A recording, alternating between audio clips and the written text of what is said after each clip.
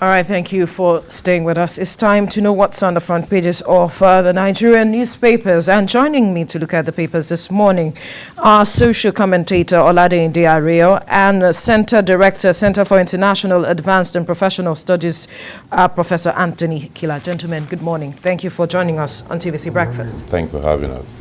All right, let's begin now. And I begin with the national economy.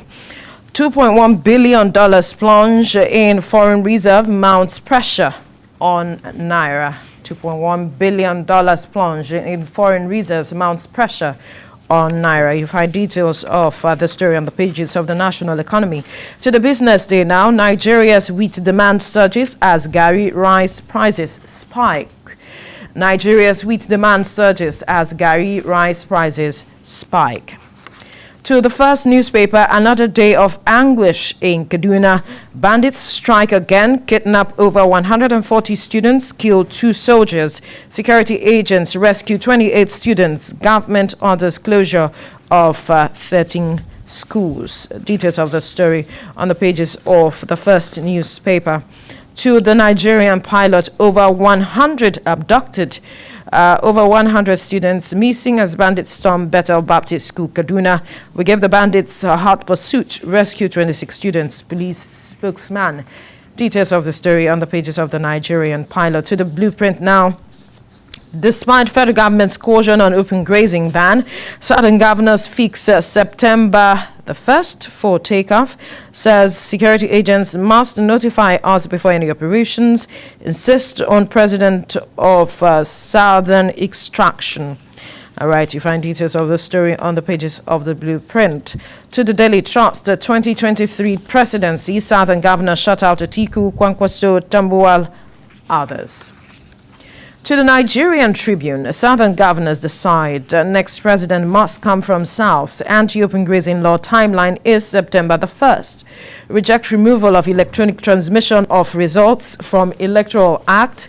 Reject proposed 30% share of profit for exploration of oil and gas in the basins.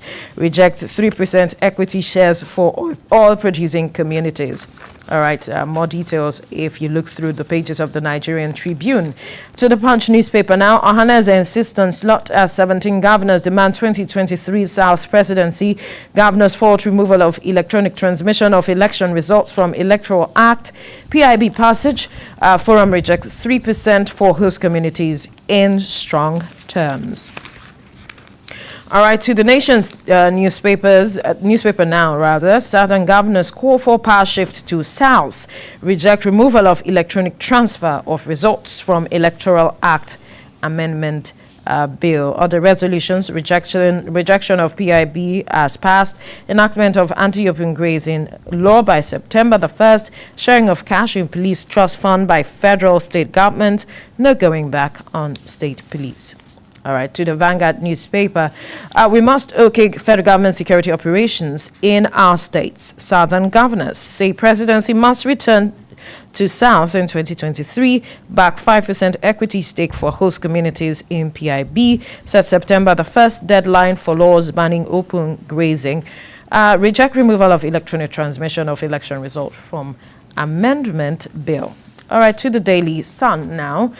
Southern governors draw battle lines for presidency, insist on open grazing ban, set September deadline for promulgation of law in all 17 southern states, say South must produce president in 2023.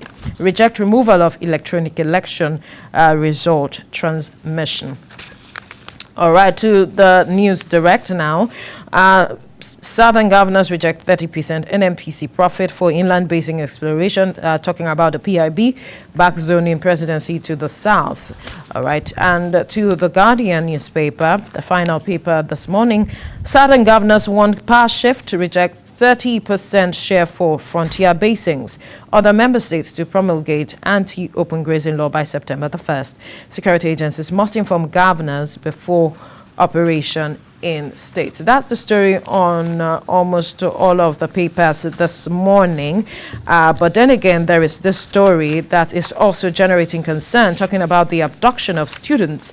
Over 100 students were said to have been abducted from Bethel Baptist School, Kaduna, yesterday, and this has led to the closure of about 13 schools in Kaduna State. Let's quickly get your reaction, gentlemen, before we look at the resolutions reached by the Southern governors. Let me start with you, Prof.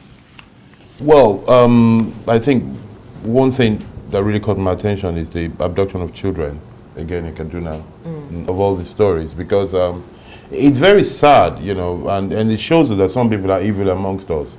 The tendency, or should I say the trade of abducting children has become an industry, as some of us predicted a while ago, because it has been mismanaged, because some people have been able to get away with it, others are now replicating it, and as they say, bad things tend to spread easily. When you say mismanaged, how do you mean? Well, mismanaged in the sense that from the first one to the subsequent ones, we've not been able to draw a line to say never again, you know, to let people see that it's unacceptable and that if you try it, your chances of getting away with it are rather slim. For us to curb this trend, there needs to be a policy and action and results that show people that it is dangerous to try to abduct children because you will be caught, persecuted, if not killed in the act. And we have to be in a position where bad people are afraid of doing bad things, and we're not there yet. We're not there yet. Is that what it is for you? Well, October 1st last year, during a TV broadcast, and I declared that we have no resolve to govern Nigeria well. And until we resolve to do that... Well, what will it take for us to make that resolve? I will explain. Yeah. Instead of hugging our challenges, we should attack them frontally. And when I read the report when I had this morning, I was asking myself, where is the determination that gave rise to Kanu being arrested and brought to Nigeria? Where is the determination that gave rise to Igboho's house being so invaded? Okay? And then I kept asking that for as long as we keep forgiving now and injecting into the system Boko Haram fighters, this will continue. They said they don't want education. Now the bandits, by whatever name you want to call them, are now kidnapping students one by one. Leading to the closure of 13 schools. Yeah, we had thought that after the Greenfield, the saga, and all of that, some measure of sanity will be injected. And I said that Igboho, Kanu, and all of them, they are not our problems. Because imagine 140 people is taken away, and so many are still in different forests, okay, being managed by bandits. And these are the same bandits that are not in places unknown to certain elements in the system. So why don't we rise and go after them? Because now they've taken 140, 13 schools have been closed. So who is winning? The Nigerian government is not winning. The bandits are winning. Call them bandits, kidnappers, hoodlums, for all I care. They are offshoots of the same Boko Haram Iswap company. Someone said that perhaps because we are not calling them or naming them what they are, that's why we are handling them with kids' gloves. Perhaps, because these names came up suddenly from nowhere. All the while, it's always been terrorists and terrorism. Then we now started making distinction. Who benefits from that? Let's call a spade a spade. A criminal is a criminal. And we should stop decorating them in the name of trying to be nice. You can't be too nice to people, making life uncomfortable, making life meaningless. Now imagine a parent whose child left home for school only to be called that the child has been kidnapped. Where do they go from? And they make stupendous demand for millions of naira. They get paid, and I keep saying that we cannot continue to empower criminals. Each time you give them money, you empower them to acquire deadlier weapons, okay? And then the courage now grows to a point where they kill 2 soldiers now. Imagine, soldiers are not at war. In a peace time, they got shot by bandits. We cannot continue. Whatever magic was done to bring Kanu here, whatever was done to harass Iboko the way it was done, to be brought to bear on all of these criminals, so we can have peace. Now, our correspondent spoke with some of the students that I think escaped or were rescued amongst those that were kidnapped. And they said that the school had received warnings of this impending attack, but that the proprietor, just dismissed it. I'm wondering if there was anything the proprietor could have done to avert this attack. Well, I think I doubt any proprietor in any part of Nigeria, talk less of northwest Nigeria, talk less of Kaduna State, would dismiss any news of impending attack. I doubt that. Sometimes people confuse effort with output. The fact that they haven't got the result they want, there's a tendency to discard any effort that was done. Right. The logic does not support it. Fact might support it, but logic does not support it. It is my view that the proprietors of the school and principals and all the stakeholders that manage the school need to get together and make some clear demand to the state authorities. Right. E.g., they need to create permanent security positions at the moment to make it impossible to successfully get into school and successfully come out with children. They need to mount security posts across the schools. It's not that there are 5,000 schools in that place or 500,000. For the number of schools, somebody needs to sit down, take the map, look at all where the schools are. Every place in the world has a maximum of 4 exit routes, north, south, east, and west. So they need to mount a security position around them to make sure that you can't easily go in to do something illegal and successfully come out. There's an example I keep using. These people are kidnapping people for money. Most of the crimes committed in this world are related to money. Most of the crimes, about 95% of them. People do that to get money. It tells you that the most demanded fruit of crime is money. And yet, money is kept where? Banks. But then, paradoxically, one of the least attacked places in the world are banks, compared to how people should be attacking them, because really the money is there. Once you get it, it's yours. That's what you really want.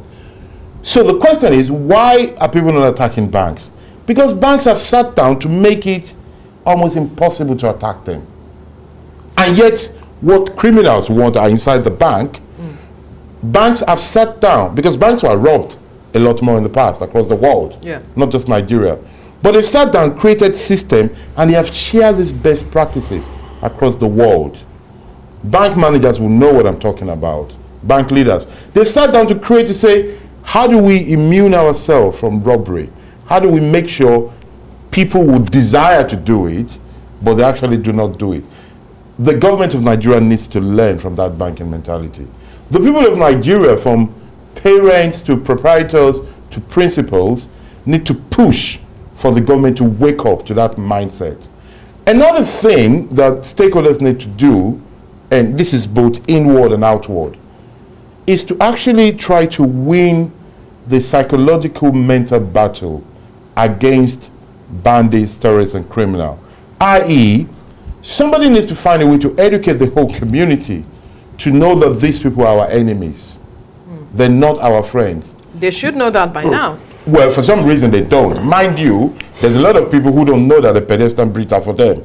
Because I walk around my Lagos, and I wonder why people will be crossing under the bridge, right parallel, vertical parallelity. So there's something wrong in our public education on one side, because if we're able to do that, then anybody suspected of being affiliated, supportive of criminals will be called out, and they will not have a safe haven for them. We need to do all those kind of things as well. Of course, the primary thing that should have been done, but we can still do, is development. If you give people the meaning of their life, they will be less likely to sympathize. Engaging. Yes, with evil. Yeah, Prof.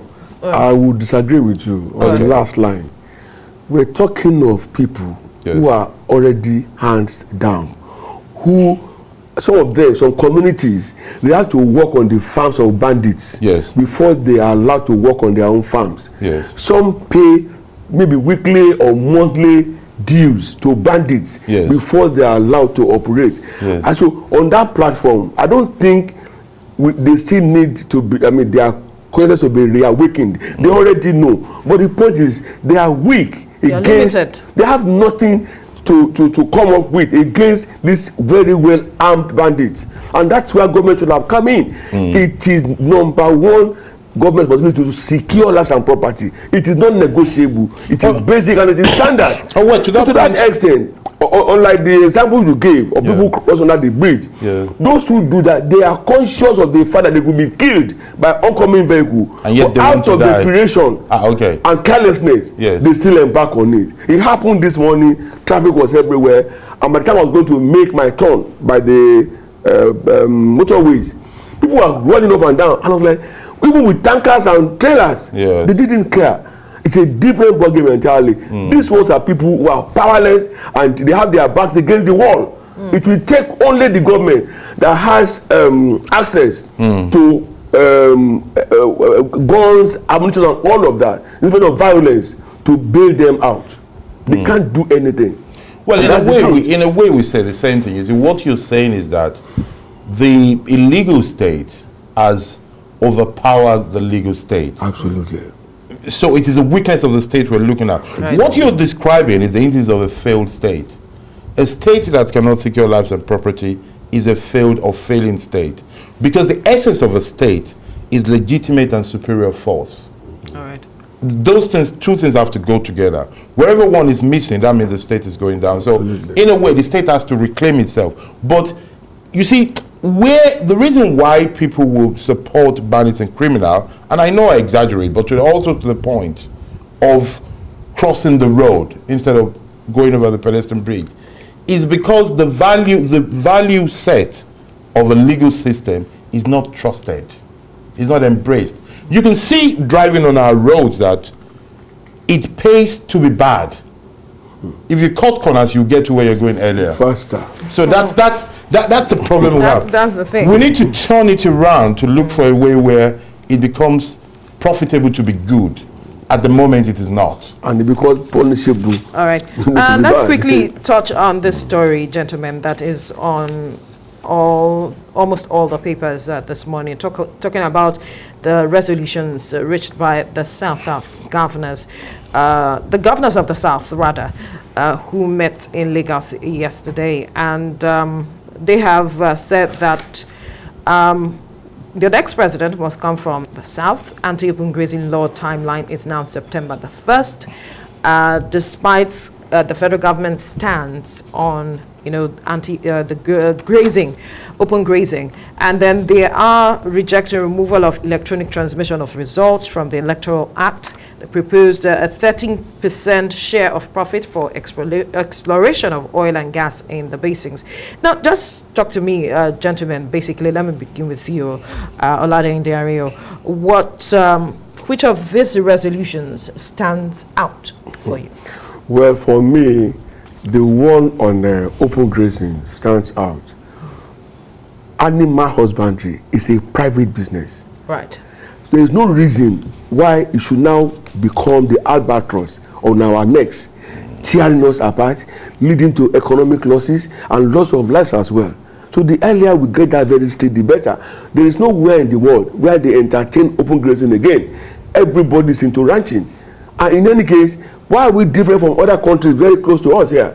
In Ghana, they've put an end to open grazing so many years ago. So we just have to do all of that. But for me, the governors are speaking in parables. They're speaking in tongues. How so? Right. They don't have to wait till September 1st. Right. The state of assemblies should go ahead now and begin to come up with the laws. Okay? Pass it, let the governor sign them, okay, and make them valid without waiting. This is July. We still have August in between. We don't have time to waste. We have to put an end to the carnage, because it's a lot of carnage that has been happening around that. Okay? Then on the issue of Southern presidency, the point is a party thing. It's not in the constitution, right? It's and democracy or politics being a game of numbers will determine whether it's coming from here or from there. Don't forget the position of people the fifth columnists in all organizations who are just there to create crisis. Right. They too have their own, they want to have their own field day. Then stopping electronic transmission of results is an open sesame for continued rigging. If at every voting center results are already known and transmitted, nobody can now go to any collation center to try any game.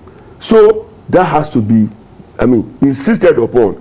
We must move along with that. It helped in some elections recently in Ondo State and another state. There is nobody had to worry about, when they get there, they will change the figures. No, you can't change it again, because everybody there signed and was sent, to the election center. All right, Professor, let's get your own perspective to this resolution. I think the southern governors also need to commission a report to study the mindset of those who do not want electronic voting. Because, for some people in 2021 to be against anything electronic, talk less of a voting, that logic and history shows the advantage of. I think rather than disagree with such people, we need to take time to study their mind.